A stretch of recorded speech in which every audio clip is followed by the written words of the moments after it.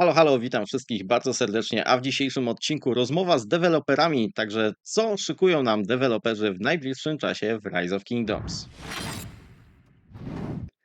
Z tej strony Snow i omówimy dzisiaj, dostaliśmy taką wiadomość, chyba to było wczoraj albo dzisiaj nad ranem, w każdym razie dzisiaj ją zauważyłem, w której mamy kolejną już rozmowę z deweloperami, czyli pytania teoretycznie graczy, dlaczego teoretycznie to zaraz powiem, eh, które zostały zadane przez graczy i na które deweloperzy odpowiadają. Wydaje mi się często, że jak patrzę na te pytania, to są to pytania jakieś takie bardzo niszowe albo pytania, które wiecie, deweloperzy sami sobie zadali, żeby później na nie odpowiedzieć. Trochę jak socjalizm, nie? Sami sobie tworzą problemy, żeby później je wspaniale rozwiązywać. No, ale w sumie po części jestem w stanie to zrozumieć. Wydaje mi się, że wiele rzeczy, które mogliby tutaj powiedzieć, rzeczy, zagadnień, które naprawdę bardzo interesują graczy, się tutaj nie pojawia, no ale widocznie są to dla nich delikatne tematy i nie chcą ich poruszać. No cóż, jak jest, tak jest, ale lepszy ryc niż nic, więc zabierzmy się do tego i zobaczmy, na jakie pytania rzeczywiście odpowiedzieli. Jak widzicie, dokument jest naprawdę dosyć długi. Nie będę was zamęczał, nie będę czytał treści wszystkich pytań i odpowiedzi. One na szczęście mają numerki, to jest fantastyczne. Kwestia pierwsza, druga, trzecia, czwarta. Także naprawdę to jest fajne. Ja będę tylko mówił, których kwestii to dotyczy, a wy możecie sobie spokojnie u siebie przeczytać dokładnie, jak wyglądały te pytania i jak wyglądają te odpowiedzi. Także ja tutaj nie zamierzam się bawić w to, że będę czytał komuś. Myślę, że to każdy jest w stanie sobie spokojnie na własną rękę zrobić. I spróbuję odnieść się mniej więcej do wszystkich pytań, które tutaj są. Pierwsze 3 pytania, które tutaj są, wezmę sobie od razu razem, bo wszystkie 3 dotyczą tak naprawdę domen. Mamy tu pytanie, czy domeny będą z nami na stałe, o zarządzanie tymi domenami i o tym, że są pewne problemy związane z domenami i tutaj mamy na nie odpowiedzi. Pierwsze co, to deweloperzy nie są nawet pewni tego, czy domeny zostaną na stałe, czyli czy w pewnym momencie po prostu nie odwołają tego całego i jak to będzie wyglądało. Na pewno mówią o tym, że domeny są czymś, nad czym pracują. I w sumie teraz mogę sobie dopisać plusik, punkt dla mnie, bo ja sam tego się spodziewałem i mówiłem, kiedy pojawiły się domeny, że moim zdaniem to nie jest efekt końcowy, że to będzie jakaś praca, nad którą będą myśleli właśnie, czy te domeny będą mniejsze, jak będziemy do nich dobierać i tak dalej, i tak dalej. Na pewno muszą to robić powoli i na pewno muszą to robić spokojnie. I taka jest tak naprawdę ich odpowiedź. Nie dowiadujemy się tutaj żadnych konkretów. Fajnie byłoby się dowiedzieć, że na przykład planują te domeny zmniejszyć. Nie będzie to na przykład 800 kont, tylko 500. Myślę, że to już by było bardzo ciekawe, gdyby chociażby taka zmiana zaszła. I jak te domeny będą sobie dalej radzić, myślę, że to jest olbrzymi temat.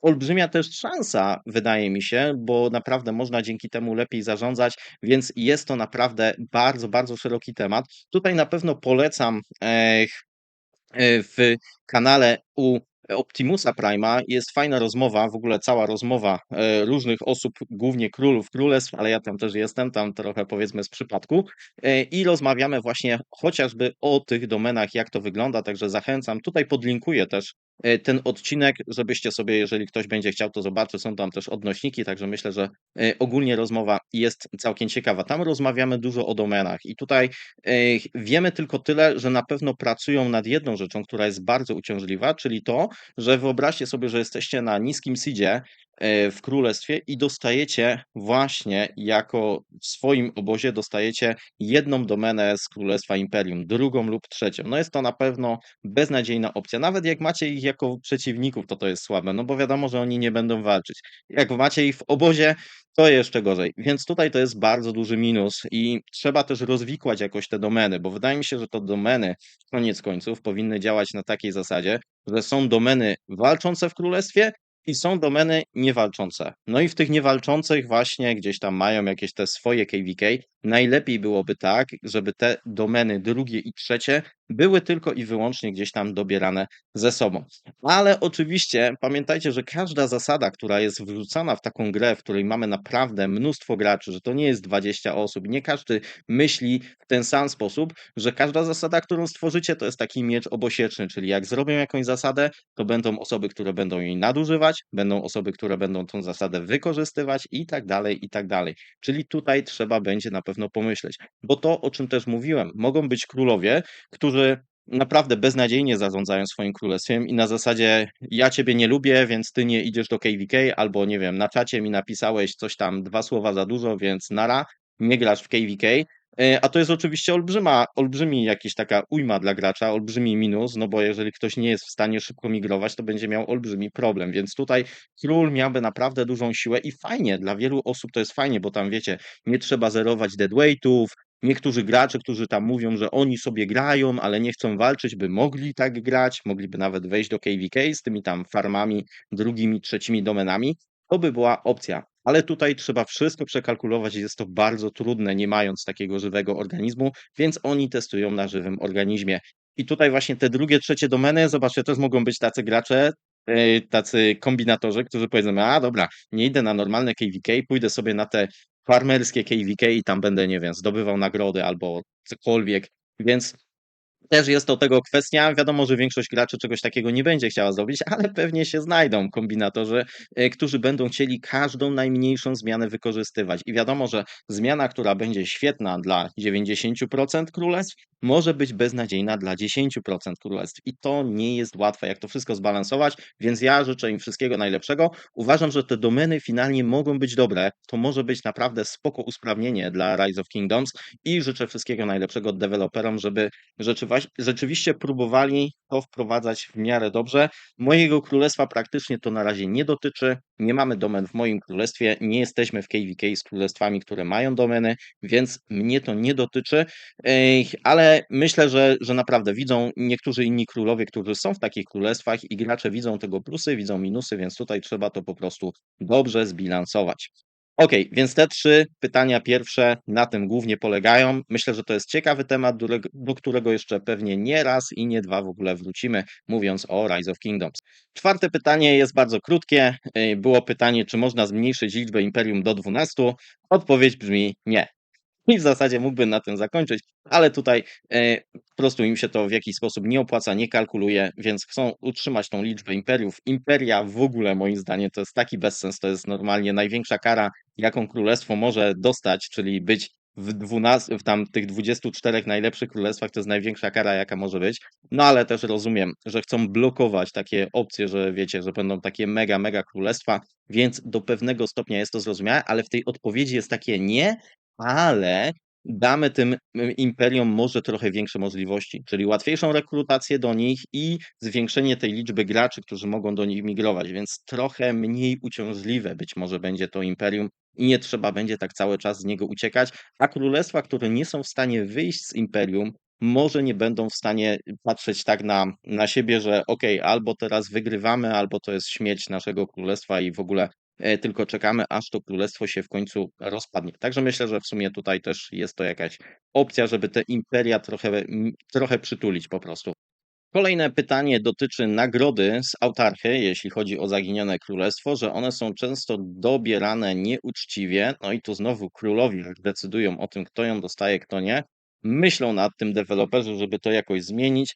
U nas szczerze nigdy nie był to jakiś wielki problem. Myślę, że w większości królestw jest w miarę uczciwy, czyli jeżeli prowadzą sobie statystyki DKP, to gdzieś tam wynika to z tego, że dostajemy te nagrody. Te nagrody po kilku KVK, kiedy już gramy, w większości gracze już trochę ich zebrali, więc wydaje mi się, że znowu one nie są jakieś takie ała, super, że nie wiadomo jak cenne, więc ja bym nie przesadzał w ogóle z wartością tych nagród, a to, że one są jakoś przyznawane, to wydaje mi się, że to też nie jest jakiś wielki problem, jeśli chodzi o Rise of Kingdoms. Pytanie szóste to dla mnie to jest w ogóle jakiś kosmos. Kto w ogóle to wymyślił? Fajnie byłoby, gdyby można było udostępniać plan swojego miasta. Co mnie to obchodzi? Dla mnie ta funkcja jest w ogóle, po co mi coś takiego? Naprawdę, to jest totalnie nie wiem niekiedy skąd oni te pytania biorą i jak to się akurat tutaj wzięło i po co takie coś w ogóle pisać. Krótkie pytanie, krótka odpowiedź i w ogóle nie jest to naprawdę, nie wiem, pracują nad taką funkcją. Większość graczy w ogóle nie spędzi 2 sekund, więc ja też już przechodzę po prostu do pytania następnego. Kolejna rzecz to jest też coś takiego, co nie do końca w ogóle rozumiem. Wyszukiwanie graczy po identyfikatorach, także podczas przeglądania rankingów. Pracują nad taką funkcją. Nie wiem, gdzie ona by była w ogóle jakaś przydatna, ale możliwe, że wiecie, niekiedy jak tam kradną MGE i tak dalej, chcemy wyszukać, jaki to jest konkretnie gracz, to może wtedy by to się przydało. Wydaje mi się, że to jest związane z tym, że wiecie, niektórzy gracze podszywają się pod jakichś innych graczy, żeby nie zostać po prostu jakichś kar i przez to są kwasy, więc wydaje mi się, że to chodzi o to i w jaki sposób właśnie Rise of Kingdoms próbuje tutaj z tym walczyć, więc jeśli to jest to, to super. To uważam, że to jest też bardzo dobra rzecz, że za coś takiego się w ogóle wzięli. Ósme pytanie dotyczy dodania ekwipunku, jeśli chodzi o szkice. Szkice, te, które mamy, jak widzicie tutaj, jak sobie wejdziemy do sklepu VIP, to mamy szkice różne, tak? Mamy szkice właśnie te z kawalerii, mamy te, które są od łuczników, piechoty, więc możemy je tutaj wykupować i ktoś zauważył, że nie ma tutaj tych szkicy, jeśli chodzi o ekwipunek ten dystansowy, więc ktoś tutaj to poruszył, odpowiedzieli, że zastanawiamy się nad tym. Myślę, że to jest też taka niszowa sprawa. Powinno moim zdaniem to w ogóle być oczywiste, że ten ekwipunek zostanie tutaj dodany, bo szczerze większość graczy w ogóle nie kupuje tutaj. Ja tego absolutnie nie polecam tutaj wydawać klejnoty, bo to jest bardzo losowe i moim zdaniem totalnie nieopłacalne. Więc chyba to by było tylko kwestia jakichś takich naprawdę wielkich wielorybów i wydaje mi się, że nie jest to w ogóle jakaś taka ważna sprawa, a szczerze wydaje mi się, że poniekąd powinna być to rzecz oczywista, że one tam zostaną dodane i to powinny być dodane jak najszybciej. Kolejne pytanie dotyczy minimapy. Jeśli chodzi o czempionów Olimpii, rzeczywiście została ona zmieniona, jakoś tego wielce nie zauważyłem.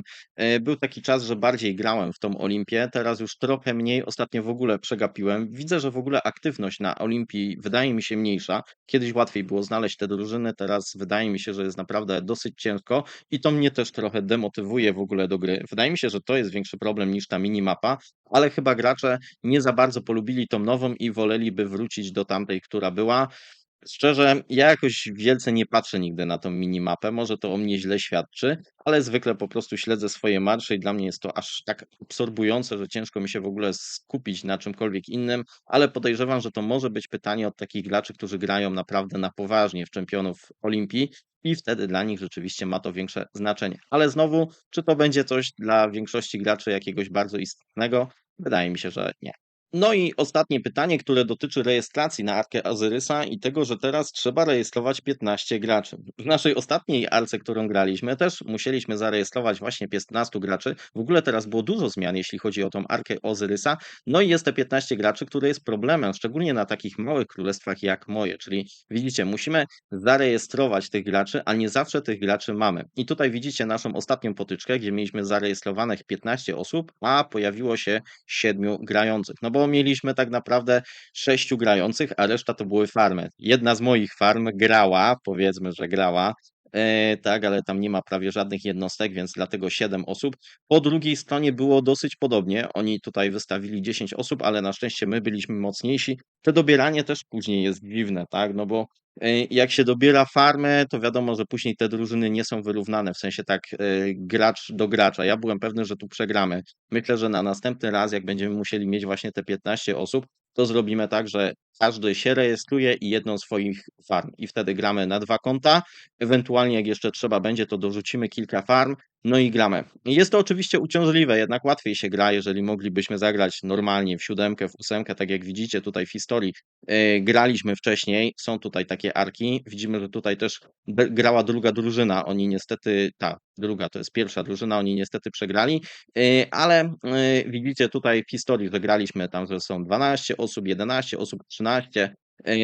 I wydaje mi się, że to było lepsze, jeżeli nie trzeba było kombinować z tymi farmami, więc tutaj byłoby fajnie, jakby to odblokowali. No aczkolwiek rozumiem, że chcą tam, wiecie, żeby takie małe drużyny nie zdobywały może nagród zbyt wielu i tak dalej, i tak dalej. I na tym pewnie też troszeczkę zależy. Natomiast było też dużo fajnych zmian w tej Arce Ozyrysa, które teraz weszły. Szczególnie podoba mi się to, że można właśnie w jednym sojuszu zrobić kilka drużyn, czyli widzicie, tu jest drużyna pierwsza, drużyna druga, i można zarejestrować w jednym sojuszu na kilka czasu, czyli nie trzeba już tego przeskakiwania. Ja idę do tego sojuszu grać Arkę, a ty idziesz do tamtego.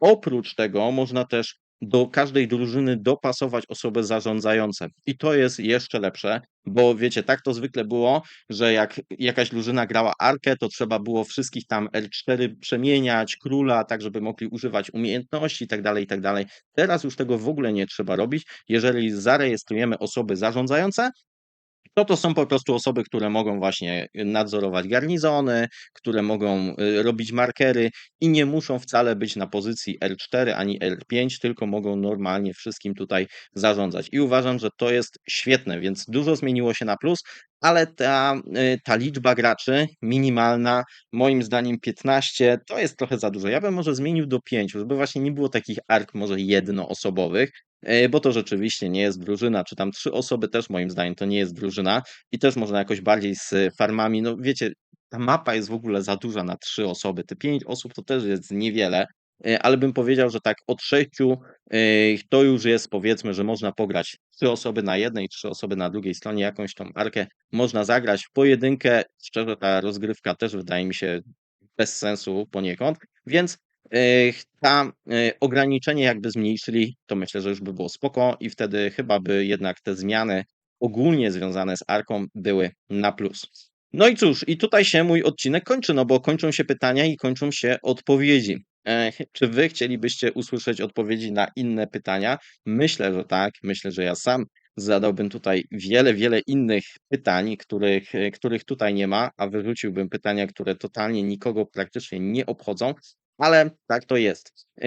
Tutaj oni decydują o wszystkim, o tym, jakie są te pytania. My byśmy pewnie chcieli, żeby to było tak, że wiecie, że jest na przykład na stronie oficjalnie Rise of Kingdoms pytania, które dostaną najwięcej lajków. Później na te pytania muszą deweloperzy odpowiedzieć, ale tak myślę, że nigdy nie będzie. Oni tam też mają, wiecie, znawców PR-u i tak dalej. Więc jest co jest. Ja się zawsze cieszę, kiedy dostajemy jakieś informacje. Lepiej, kiedy są to jakieś twarde informacje, takie, które rzeczywiście coś nam dają. Gorzej, jeśli one dotyczą bardzo niewielkiej ilości graczy. Myślę, że chętnie byśmy się dowiedzieli, nie wiem, kiedy będą nowi dowódcy kawalerii, kiedy będzie zmiana tego designu, która była zapowiedziana w Rise of Kingdoms. Wiele rzeczy było zapowiadanych i jeszcze o nich nie wiemy. Czy właśnie te ataki dystansowe będą jeszcze trochę lepiej dopasowane, tak żeby łatwiej się nimi poruszać? Wiele jest pytań, które można by zadać i myślę, że bardzo chętnie byśmy usłyszeli na nie odpowiedzi, ale na razie tego nie ma. Cieszmy się tym, co jest. No i cóż, i gramy po prostu dalej. U nas w tym tygodniu w środę otwierają się bramy, chyba o 18:30. Idealna godzina, żeby zagrać. Postaram się wszystko streamować, zobaczymy jak to będzie wyglądało. Na razie nic nie mówię, myślę, że będzie jeszcze jakiś taki odcinek zapowiadający tą naszą walkę w KVK, a na dzisiaj to już wszystko. Trzymajcie się i do usłyszenia. Cześć.